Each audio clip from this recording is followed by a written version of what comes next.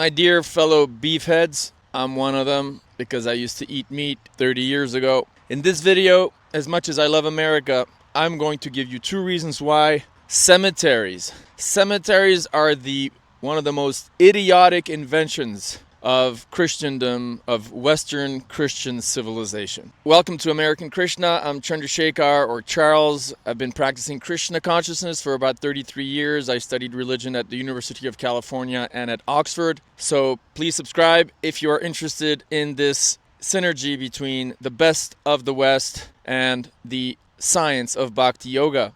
The first thing that's really stupid about cemeteries, I'll give you 3 reasons actually. The first out of the 3 reasons why cemeteries are really stupid is that they're a total waste of space. And when you think about it, if more and more, and they do of course, humans die, then more and more space of our limited resources in terms of geography on the planet is getting eaten up to accommodate more and more dead bodies that we, put into the ground. So cemeteries are getting more numerous and bigger. And look around you. It's pretty depressing. The most important reason why cemeteries are idiotic is that they illustrate a fundamental misconception about who we are. But before I get to that, I'll tell you the second reason why cemeteries are really stupid. According to the Vedic tradition, if you're here for the first time, I often quote the Vedic scriptures coming from the word Vedas, of which the Bhagavad Gita is the most famous, the Song of God. If you've never heard of the Bhagavad Gita,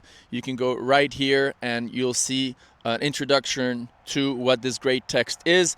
I particularly love the translation and commentaries by His Divine Grace Srila Prabhupada, and there's a wonderful documentary on his life and achievements with anecdotes and testimonies of people who knew him, and you can go right here and click on that and see and get inspired by his amazing life. So according to the Vedic understanding, we are not our physical bodies at all, and I'll get to that in the third and final point. So because we're souls and because we're attached to our bodies in most cases, in 99.9% of the cases, when our body dies, a lot of us don't move on to the next destination, whether it's it's the spiritual world or it's another body, reincarnating into another body. We're still attached to our body, but our body's here under the ground, and therefore what happens is that we hang out in ghost bodies near and around where our former body was buried. It's no coincidence that in the horror movie genre,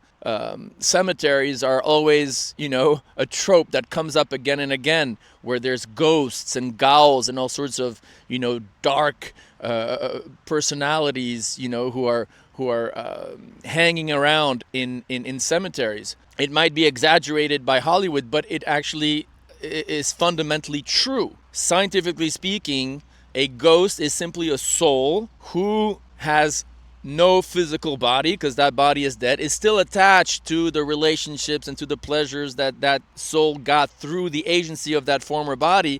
And so they hang out in cemeteries where their bodies are buried. And this brings me, my friends, to the third point, my dear beefheads. As I said, the fundamental mistake of Christianity is to think that we have a soul, which is at least something. It's a huge step ahead of the woke, atheistic, physicalist, paradigm.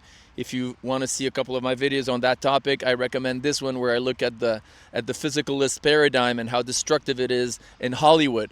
So it's a step up to believe that we have a soul. But according to the Bhagavad Gita, it's not that we have a soul, it's that we are a soul and we have a physical body. So following that logic and that premise, when the body dies, the covering has died. That's all. We as souls have moved on to our next destination, whether it's heaven or whether it's another body on another planet, who knows. But that body has absolutely nothing to do with who we are. It's just like if you're driving a car and you get out of that car, you are not that car. You were driving that car for X amount of years, but you're not the car in the exact same way. As a matter of fact, there's a verse in the Bhagavad Gita. Go to my lives if you're interested in a more in-depth study of this text, where Krishna, or God, mentions in chapter 18, verse 61, that the soul is the driver of the body, which is literally a machine or a car.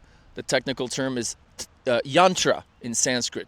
A machine. So when you get out of a car, you're not that car anymore. Similarly, when your body dies, you have nothing to do with that body. So people come here, with all due respect to their sentiment and their feelings of love for the missed one. That doesn't, that's not an illusion. That shouldn't. I mean, if there's no God consciousness as the foundation of it, it might be a bit illusory.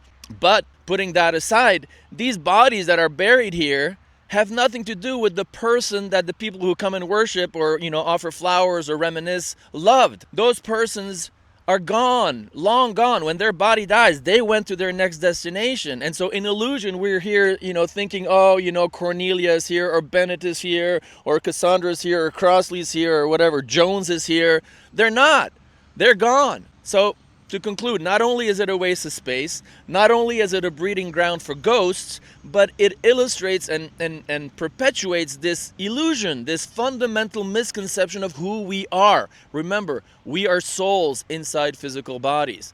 And therefore, obviously, cremation is the best and only thing you do with, a card that no longer works.